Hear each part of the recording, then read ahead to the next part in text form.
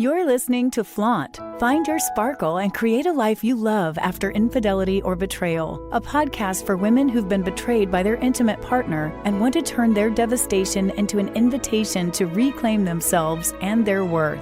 Tune in weekly so you can start making sense of it all and learn how to be okay on the inside, no matter what goes on the outside. Download your free Betrayal Recovery Toolkit at betrayalrecoveryguide.com.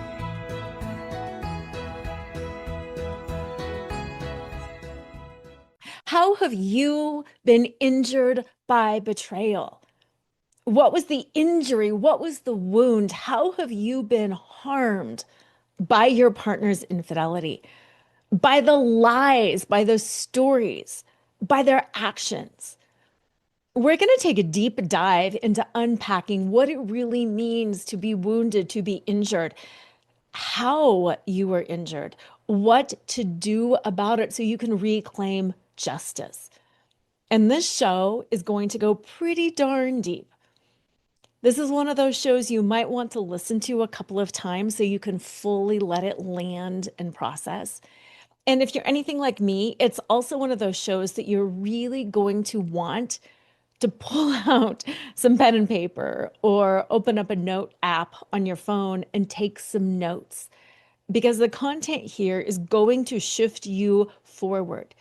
It's going to meaningfully make a difference in your healing, in your ability to move on, so you don't stay stuck in the pain. And so you can really, finally come back home to who you are, feeling whole, feeling healthy, and feeling complete. But before we go into all of this incredible stuff, I want to invite you to connect with me. Yes, you can work with me one-on-one in coaching, but you can also join me for my new group program called Sanctuary of the Soul. It's a safe space. It is private. You do not have to interact with other people, but if you want to, you can.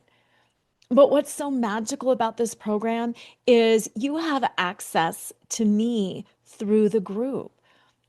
You have access to me in a monthly 2-hour group coaching call. You get monthly rituals and somatic practices that I give to you. And you also get private energy readings. You have access, a safe space to land, somewhere where you can speak honestly and openly without shame, without fear that people are going to judge you, because everybody there is just like you. The best part is it's only $47 a month. I understand how hard it can be really to reach out and get the help you need, especially early on, and then also especially when you're further on down the road and you have all these stories going on in your head, like, I should be further along and I'm just not. It can be so intimidating to reach out and to get help, because speaking it out to another person sometimes just makes it real in a way that we're not ready to have it made real. And there's just that fear of hearing things that we don't want to hear, of saying things that we don't want to say. And that's why I created this program. It's truly that soft, gentle place where you can get support, where you can be held, where you can stop fighting this battle all by yourself, and you can connect with me and with others. For only $47 a month, you can cancel anytime. For more information and to join, go to sparkleallseason.com. www.sparkleallseason.com. It'll give you all the information right there. You just put in your name and your address, and then if you're interested, it'll send you back the sign up link. The moment you sign up, I can add you to Voxer. We can start talking right away. You'll have access to the replays from the calls, the rituals, the energy reading, all of it, the moment you sign up. So if you're in that camp of, I don't know what I need, but I think I need something, this is the perfect first step in. It's low cost, it's high touch.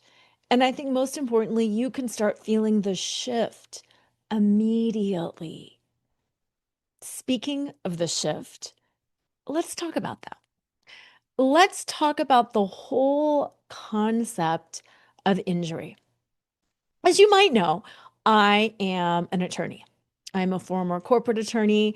I did a lot of different things, but one of the things that I did was litigation, in-house litigation, and then insurance defense for a while. And if you think about the traditional litigation, the traditional courtroom stuff around being a lawyer, what you might think about is justice. You think you go to court to get justice. Somebody has been damaged in some way. How are they made whole? And the thing is, so often we can't exactly be made whole. I mean, that would be so easy. If somebody takes away your red apple and then they give you a new red apple. Is it the same red apple? No, but it's about the same size. It's about the same variety. It's about, so yeah, you lose the apple, you take the apple, whatever. It's kind of a wash. Same thing, sometimes if there is like a car accident or something like that. Okay, it is a Ford, whatever, this year, this condition. It's fairly easy to replace that car because we know what it was and we know what was damaged. It starts getting a little bit harder, however, when we are dealing with things like expectations, when we are dealing with the more elusive things like satisfaction. And that's what we're dealing with when it comes to infidelity. How were you actually hurt? Now, if you got a disease or something like that, you can say, I was physically injured. My health was compromised due to my partner's actions. How do I get compensated for that? And as with some STDs that are lifelong, you can't. You can't just get it cured. So, what is that dollar amount that can make you whole again? What is that amount of money that you could receive that would somehow make you whole again? I want you to think about wrongful death cases. When there's a wrongful death case and there's a lawsuit, you cannot bring that person back to life. But in the legal system, we have assigned a monetary value. Okay, if this person dies, what amount of money can we give you that can help make you whole? And yeah, that's a weird thing to think about because what amount of money could make you whole? Well, there really isn't one. But when you're figuring out damages, when you're figuring out how to punish the wrongdoer, you take all of these things into consideration.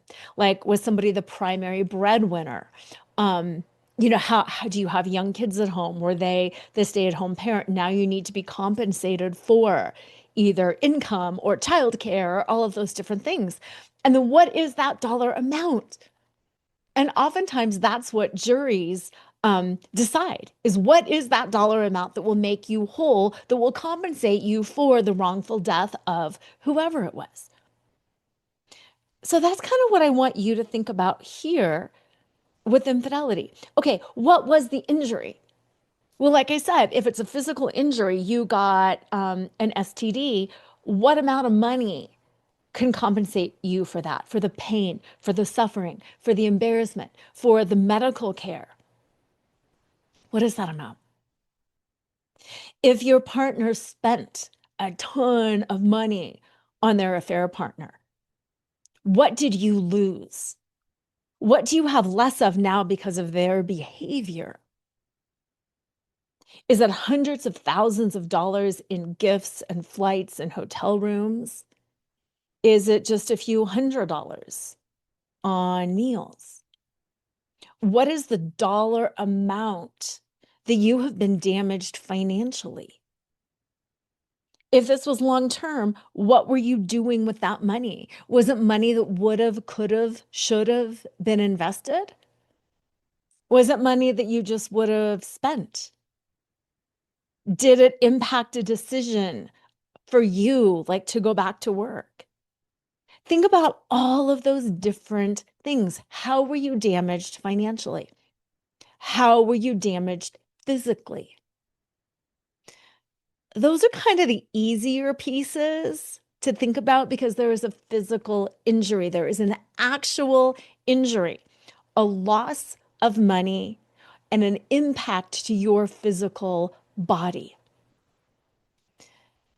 But what makes infidelity so challenging to think about is most of the injury of infidelity is not real. And I'm putting real in air quotes because believe you me, we were injured. It hurt. Oh my gosh, it hurt. It destabilized us emotionally, spiritually. It was our expectations that were broken. It was our heart that was broken. It was our sense of safety and security and self-trust and trust with the other person. It was all of those elusive things that were broken. It was our expectation that our spouse would be faithful that was broken. So, how do you put a dollar value on any of that? How do I quantify my broken heart versus your broken heart versus somebody else's broken heart? Who hurts worse? We can't say that. Did I really, really expect my partner to be faithful? And if I didn't, was I damaged less? It's a lot to think about. And what I'm really asking you to do is to play this headspace game, to get up into your head and to ponder these concepts, not feel them, which is kind of different for me because so often I'm like, get out of your head and get into your body and feel this. And now I'm like, oh, no, no, no, no, go up into your head. This whole thing is a head game. And it's a head game in service of healing you. So trust me on this one. Trust me on this one. Listen to my voice. Think about what I'm asking you to think about. Relax the gut. Soften the belly. Breathe. And allow this process, allow this inquiry to help you heal. So, what were those injuries? My expectations were broken. My thoughts about my husband is a good person of integrity were shattered. That's a wound. When I suddenly saw him as a very fallible, dare I say, effed up human, because that's what I thought. I was like, oh my Lord, you are so wounded. When I made that shift, it completely shifted the way I saw him. And that's an injury, that's a wound. And it's interesting because using that example, that has since evolved into you are so messed up to, wow, I actually have more respect for you now for taking this journey, for standing in the mess that you made, for owning it, for being accountable. And knowing your level of pain, suddenly I have more respect for you than I even did before. So, using that as an example, look at that journey. I had respect for my husband, not super high out of this world respect, like normal respect. Of course, I respect you. I didn't really think too much about it. Of course, I respect you. We're doing this together. We're a partnership. Yep, totally respect you. Sure, whatever, fine. I learn about the infidelity. Suddenly I have zero, zip, no respect. And then we go through this journey, and my level of respect is now elevated. So, what was my ultimate injury? I actually got more respect for him. I had to go through this journey. Was my injury the journey? I know, I told you there's a lot of headspace here. And now we're going to take that even one step deeper. So sit back, take a breath, move your shoulders if you need to. What if you never knew? What if you never had found out? Where would you be if you didn't know the truth? Where would you be if you didn't know the truth? So many of my people that I work with, both one-on-one and in the group program, talk about, I wish I never knew. Like, there's this whole part of me that I wish I never even knew. I wish I was never on this path. I wish I never had to take this journey. I wish this hadn't have happened. And it's really interesting because I felt that way too at the beginning. I felt like I'm a hypnotherapist, and I kept thinking if somebody could hypnotize me to forget, that would be so much better. I would feel so much better. And I've had so many of you ask me, can you just hypnotize me to make me forget? And first of all, the answer is no. I cannot hypnotize you to make you forget. And second of all, let's sit with that for a moment. When you say that, when I said that, what we are saying is, if I didn't know, I wouldn't be hurt. If I didn't know, I wouldn't feel this pain. If I didn't know, I wouldn't be in this spiral. What does that bring up for you?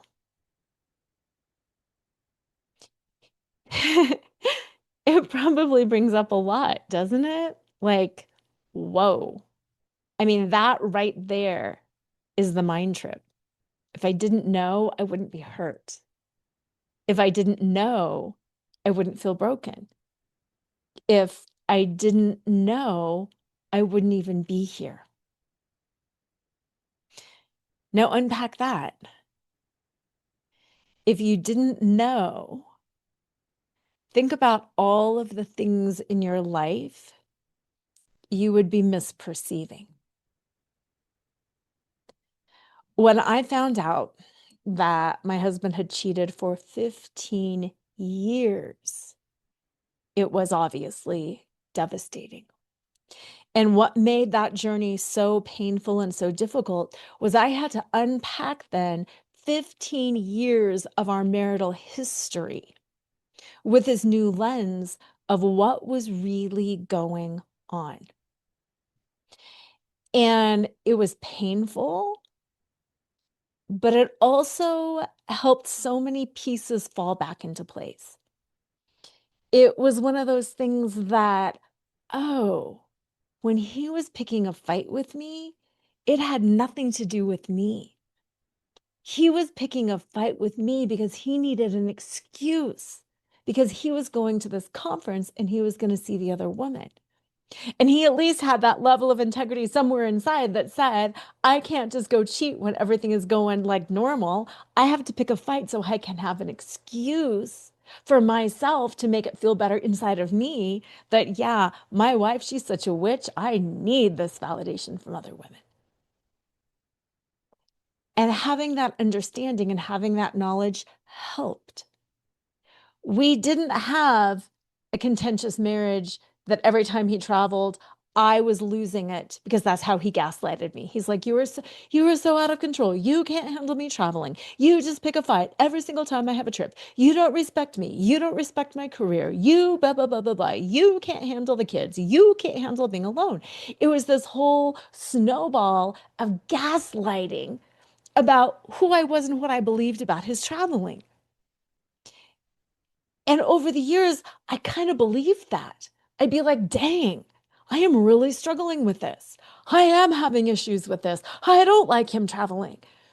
And then it became my fear, my problem, my issue. But it wasn't, and it had never been. It was his attempt to justify, to gaslight, to spin so he could feel better about cheating, so he could feel entitled to cheat. It's such a mind warp, right? And if I hadn't have had that knowledge, I would have never put those pieces together. To this day, I might still be parroting his story that I had a hard time with him traveling, that I wanted a husband who was home all the time because I really had a problem being alone. It wasn't until I got the knowledge of what was really going on that I started understanding how he was gaslighting and spinning the story. And I started tuning into my body, my head, my heart. And I was like, no. Yes, there were times I didn't want him to travel, but I always respected him in his career. I stayed home in part to support him in his career. Wait a minute. I loved my time alone with the kids. Often it was easier because it was just me managing and I didn't have that other person that I was trying to interact with. So actually, that whole story was an incorrect story. And I wouldn't have known it but for learning about the infidelity. What about you? What pieces of the puzzle came together differently once you found out the truth? What pieces of the puzzle came together differently once you learned of your partner's affairs? Did it explain their behavior, something going on in your relationship, a new way of dressing or acting or traveling or showing up? Think about all of the things that suddenly got explained when you found out the truth. It's crazy, isn't it? And here's the thing. My husband, Sean, told me some point in affair recovery, he's like, the thing is, I was going to take this to my grave. I thought this was something that I did. I was not proud of it. I knew it was a mistake the moment it happened. I started spiraling in deeper and deeper. I couldn't figure out how to get out. But right before I found out, ironically, or not so ironically, he finally really made peace with the fact that he needed to get out of this. He needed to stop. This was not who he was. This is not what he wanted. He had that huge realization that inside, this is not who I am. Not only am I risking Lora and my family and all this, but this is not who I am, and I'm hurting myself. And he stopped. And that's when he was like, and I'm going to take this to my grave, and nobody is ever going to know. And he really thought we could move forward from that. And what I find chilling almost in a way is if I hadn't have pushed, I would have never known. I would have never known. And at the end of the day, I would have a life that was really built on untruths and fabrication. And I might have been peaceful and I might have been happy and I might have been connected and we might have really did some couples work and rebuilt in a different way. So it could have been good, but it would have never been real. It would have never been fully authentic. It would never be fully true. It would always be built on a lie. Or if we would have not done the couples work, if I would have not found out but he would have not learned how to communicate and identify what he was feeling and is speaking his truth. And I would have just kept going on the same way I was going, like, dude, pull it together. You're fine. Everybody's fine. And performing. And I wouldn't have dropped into my level of authenticity and we would have divorced. The story of the divorce would have been an untruth also. It would have been a story of the divorce that Lora couldn't handle empty nesting. Sean and Lora couldn't build back up after empty nesting. The kids were the only things keeping them together. And once they left, there was just nothing left. And that would have been the story, the narrative. And I would have believed it.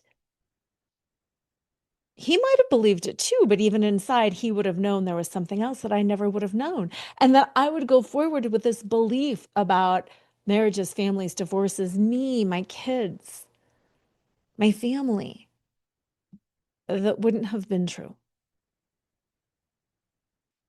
And that bothers me. That really bothers me. Because truth matters. Justice matters. Integrity matters. Balance matters. And I don't know about you, but I would really much rather know the truth than to believe a bunch of falsehoods. I would much rather go through the dark night of the soul, the fall from innocence. I would much rather have to put together 15 years in an entirely different way and go through the pain and the suffering and the trauma and the fear and the pain and the denial and the bargaining and the grief and all of that. I would much rather do that than at the end of the day find out my whole life had been a lie. To find out that my partner wasn't who I thought he was, that our relationship wasn't the way I thought it was. You know, whatever you believe, but to have your life review and to find out, oh, it was all a lie. As god-awful as that was, and it was god-awful, I would so much rather know the truth. And to be able to rebuild my truth my way going forward than to live a lie. When I was going down this whole level of inquiry, it reminded me of the whole Garden of Eden story. Adam and Eve living in this beautiful garden. They had everything they wanted, but they were lacking one thing. Do you know what that one thing was? The only thing Adam and Eve were lacking was knowledge. Knowledge of good and evil. They had everything but knowledge. And they thought they lived in a paradise. And then Eve ate the apple. And suddenly they were ashamed. And they saw their nakedness. And they hid from God. Were they naked before the knowledge? Yes. Were they naked after the knowledge? Yes. What did the knowledge do? It changed the way they felt. It changed the way they believed. It changed the way that they understood.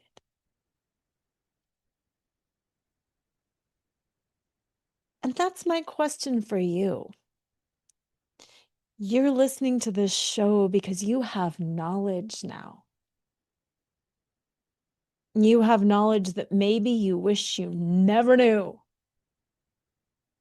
Or perhaps you have knowledge that you say, thank God I know, because it makes so much more sense now.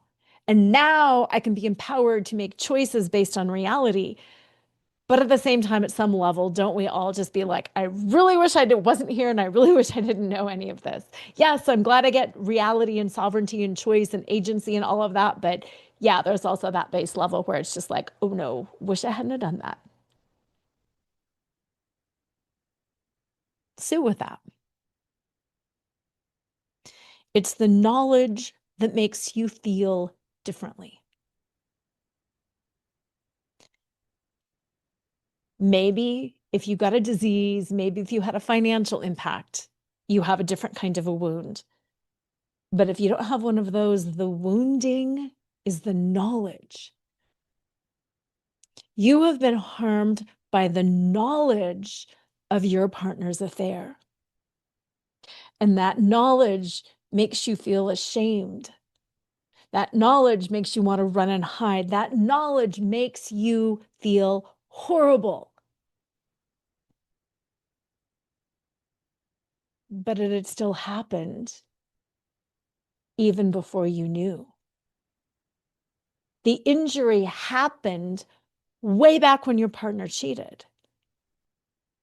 But you didn't know it then, so you weren't hurt then. You only got hurt when you found out.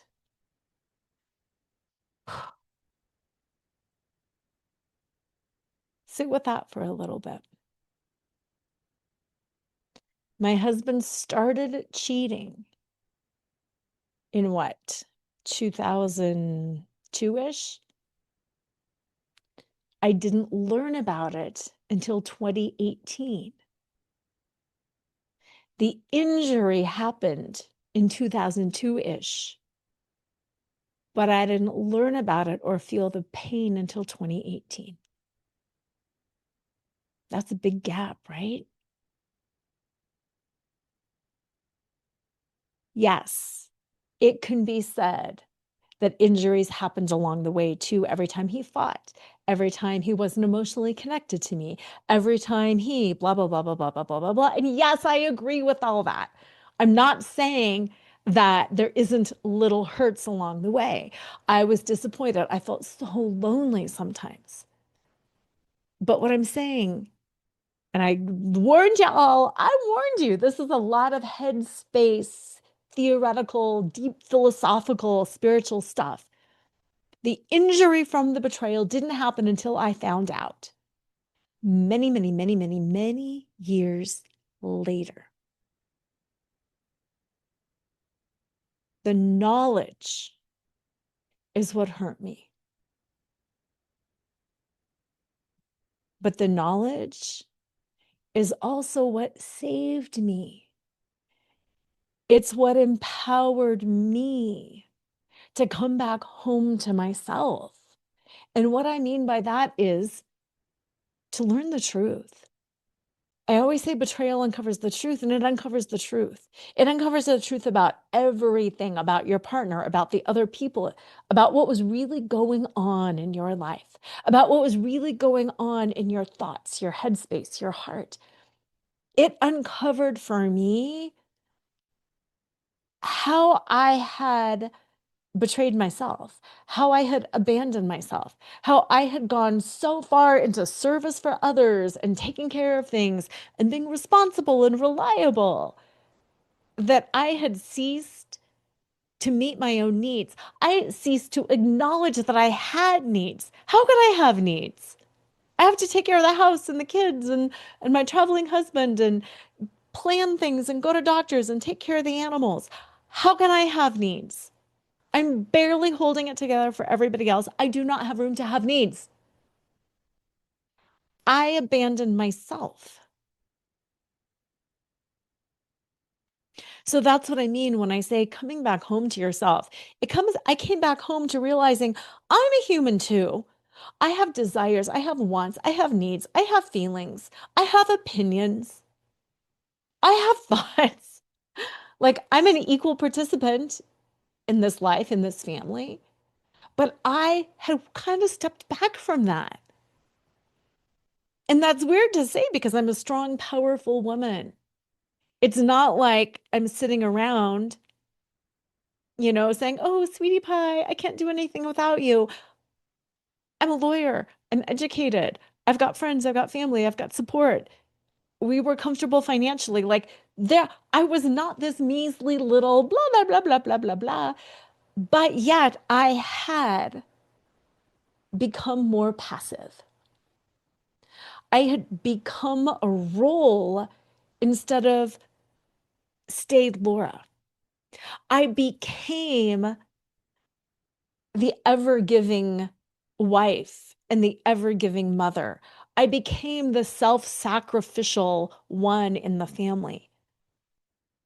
I played the role of not being seen and of not being heard and of not being respected and appreciated. And I put myself there thinking that I was doing good by being in service, thinking that I was loving and kind by helping everybody out. And it's such a fine line because that's such a part of my personality. It's probably a part of your personality too, that you want to love others, you want to support others, you want to do good. And we do. But where then do we put ourselves last? I say this in my book. If you put yourself last, you're never going to win. You're never going to be first because you are putting yourself last. And this experience showed me how I had defaulted into putting myself last. And it allowed me to wake up and be like, oh no, this is not healthy for me. This is not healthy for my children. This is not healthy for my partner. The injury, because the show is all about injury, the injury I was doing to myself without even realizing it. Now, this is not to take away the pain of betrayal. This is not to take away any of those other broken expectations. It's to highlight the ways we hurt ourselves. I would go around sometimes with an attitude like, I am being so neglected. Do you see how neglected I'm being? Do you see how I still look adorable going up to school and taking care of the kids and I'm trying so hard? No, my husband's not here. Like, I would put myself in that martyr position. I will put myself in that long-suffering position. I would put myself in different positions, in different roles that were not healthy, that were not appealing, that injured me and made me feel bad. They injured me because they made me feel bad. Nobody feels good feeling like they're being taken advantage of. And yet I put myself in a position, in a situation where I allowed myself to be taken advantage of. It's not up to anybody else to protect you except you. It sucks. I know, right? Come on. Shouldn't my partner always have my back? Shouldn't my friends? Shouldn't my family? Yes, and yes, we can cultivate relationships with the right people who will stand up for us. Yes, in a partnership, we should have each other's back. And yet still, staying awake, staying present to who we are is staying true to us and to the ability and to the knowledge to take care of ourselves, to have our own back. It's the stupid oxygen mask analogy that we have to put on our own mask first. And how many of us know that and are like, wah, wah, wah, wah, wah, and then we don't do it? Or we're like, well, that doesn't work for me. I have a keynote speech that I do on betrayal.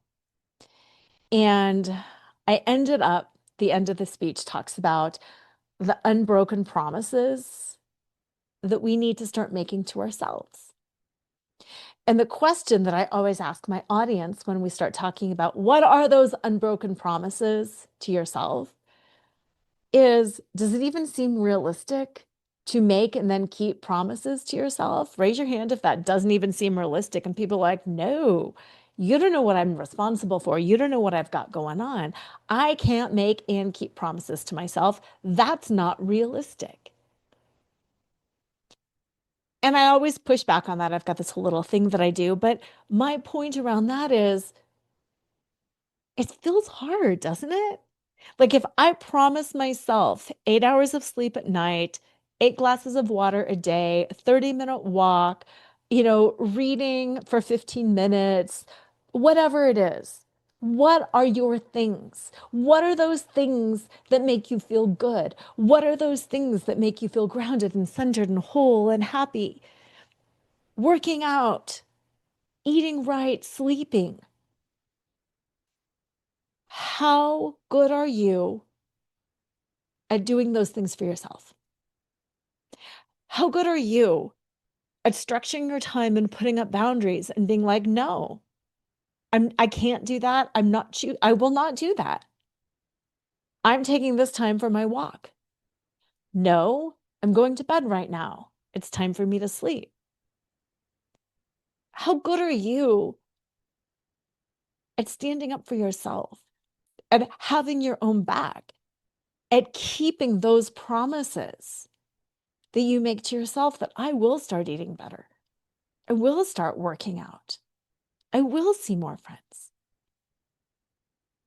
Because if you're anything like me and the women that I work with, that's really hard. It's really hard to do.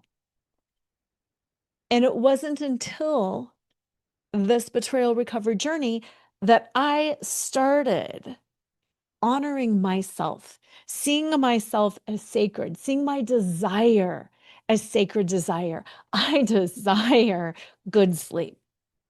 I desire healthy, fresh food. I desire that truly because I am a sacred being. I am a worthy being, and I'm going to take it for myself. I don't expect you to give it to me. I will take it. And there is power in the taking. And I have a whole blog that I did once on taking. Women especially have a hard time taking. We are givers. We're not takers. You got to take. If you don't take, that means you're expecting somebody else to take it and give it to you. Be a taker. It's more than receiving. Yes, I get that we have problems receiving. We have problems receiving compliments. We have problems receiving gifts. This is a level more than that. Take. You better start reaching out and taking what you need. Take the time. Take the resources. Take the money. Take what you need for you.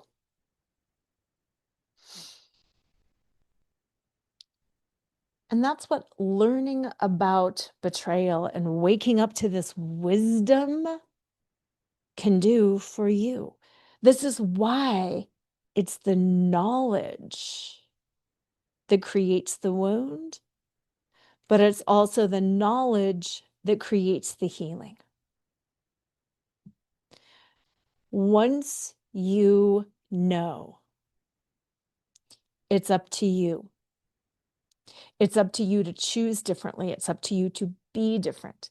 It's up to you to take differently, to create boundaries, to make decisions for yourself and for your future.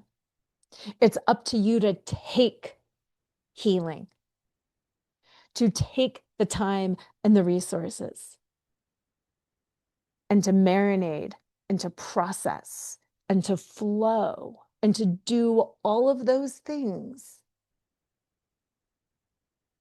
that in the past you didn't do. So going back to justice, you were hurt. Oh my God, you were hurt. You might not have been hurt physically. I wasn't hurt physically. Was I hurt financially? A little bit, yes. But in the grand scheme of things, the amount that he spent on other people, it didn't materially impact the rest of my life. I was hurt emotionally. I was hurt intellectually. I was hurt. My heart was broken. I even felt like there had been a spiritual rupture, a spiritual injury there. So, when I talked about when you have that injury, like the wrongful death, and you can't bring that person back, what do you do? Well, in our court system, it's about the amount of money. What amount of money is going to make you whole? And the thing about infidelity, you're a couple, you're married. It's not about the amount of money that's going to make you whole. Because if you required your husband to pay you a certain amount of money, it's still joint stuff. So 9 times out of 10, it's not money. Not money. It might feel good to maybe get a better settlement in the divorce, but it's really not about the money. So the question that I want to leave you with, and I'd like you to email me your thoughts on this. Take some time and then email me your thoughts. But the question I want to leave you with is, what's going to make you whole? And I do not want you to say nothing. You are not allowed to say nothing. No fair. Hard stop on that one. Because I understand it's not whole in the sense that I can't bring this person back. I can't bring this relationship back in the same way. What I'm asking you point blank is what amount of what is going to make you feel like, yep, that's fair. My question to you is, what do you need to feel whole after this injury? For me, I needed truth. I needed truth to feel whole. I needed to find my power again to feel whole. I needed to own my worth. I needed to invest in me. I needed to make mistakes, and that might sound silly, but I was so used to being perfect. And I needed the freedom to make mistakes, whether it was financial mistakes or recipe mistakes. I needed that freedom, that power to be imperfect, to make mistakes, and to put myself first. I put myself last for so many years. What made me feel whole after this was to be like, nope, I'm going first. My schedule will go first. I can choose or not to sacrifice for the rest of you, but I go first from here on out. Not in a mean, abusive way, but in a powerful, whole, self-sacred, self-respect, self-loving way.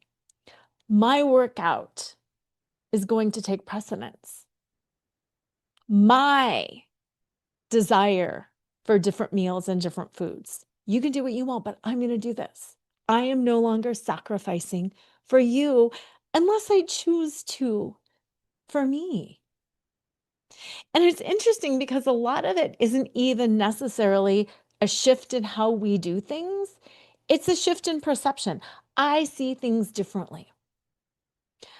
I definitely call myself a student of the Course of Miracles. It's something that I've studied for several years now, and I feel like you could spend a whole lifetime in it. But one of the things that they talk about in Course of Miracles is having a different perspective and seeing things differently. And to me, being made whole was about seeing things differently. What would make you whole? What made me whole was having the ability to see things differently. I see our fights differently. I see Sean and his pain differently. I see myself differently. And that's the most important part of healing. I see myself differently. I don't see myself as a long-suffering, ever-serving woman. I see myself as a sovereign, healthy, whole being. I see myself as somebody who is worthy of making mistakes, worthy of taking up space, worthy of having opinions and thoughts. I can challenge, I can disrupt, I can go with the flow. I can do what I feel and want because I'm connected to who I am. I'm not performing. I'm not serving. I am fully being. And to me, that's where I found my wholeness. That's where I found my healing. That's what has taken this wound and made me whole. That's what brought justice to this situation. It wasn't just the injustice of cheating. It was the injustice of abandoning myself. And this betrayal recovery journey is both internal and external. Did it feel good to have Sean, my husband, be accountable, make amends, do healing? Yes. That's that external work. That's that external justice. He sat in the fire, and I held him there for a while, let me tell you, because I wasn't ready to let him out. But that was not the full healing. Ultimately, it wouldn't have mattered if he was accountable and made amends and stayed, or if he would have said, no way, baby, I'm out of here. It was all you, and I never would have talked to him again. The justice takes place inside. Justice is an internal journey. Justice is an internal journey. To find justice, to heal the wound of betrayal, I had to find that justice inside of me. I had to elevate myself to the point that I would never betray myself again, that I would never willingly put myself last because I thought I needed to in order to be worthy, or because I thought it was my role or my place. I put myself first. I have my own back. And from that state of internal justice, now I can co-create relationships and friendships from a much healthier place. Can I be hurt again? Yeah, we can all be hurt again. But I've walked this healing path. I know how to create that justice inside. I know that it's all about me. And I know I can heal again. I have tasted the fruit of knowledge. That knowledge has hurt me. That knowledge has healed me. And I have integrated the wisdom of that knowledge. Because knowledge in and of itself, can it be dangerous? Sure. But it's the wisdom gleaned from that knowledge.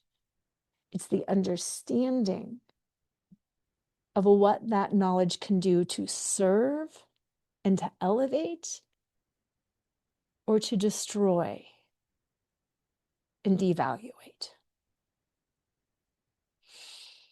Take a breath. There's been a lot, right? How were you injured? What do you need to be made whole?